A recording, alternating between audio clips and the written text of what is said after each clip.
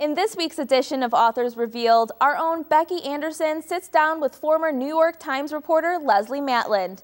In her book, Crossing the Borders of Time, she shares the true story of her mother, who was torn away from her lover in World War II, and their journey to find him decades later.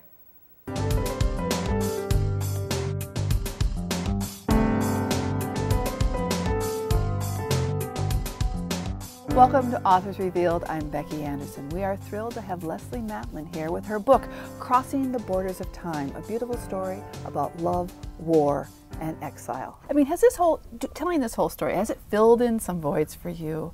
Oh, and yes. Maybe even not only for your mom, but your family, but what it's done for your own children to fill in all this part of this history.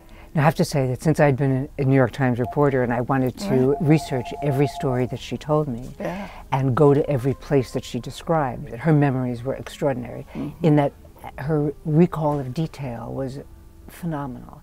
And sometimes even on streets where the names of the street had been changed post-war, she would lead me just by her nose, to the same place and say, this was the place.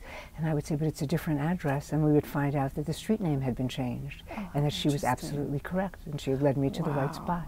So her relationship sort of went from, this girl crush on Roland to something so much deeper. Yeah. And you talk about war, how it does that sort of to relationships.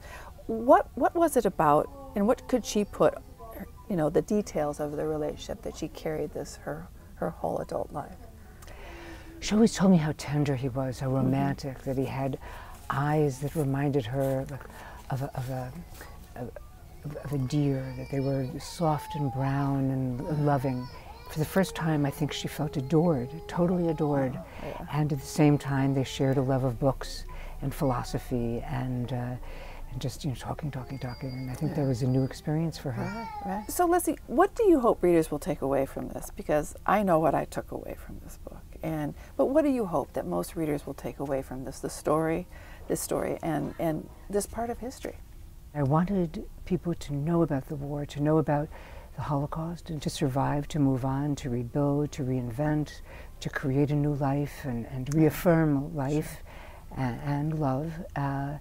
And so I felt that the love story reinforced that, and at the same time that the context was essential to understanding the love story. Thanks, Becky. If you're interested in the full interview with Leslie Maitland, visit nctv17.com for a list of airtimes.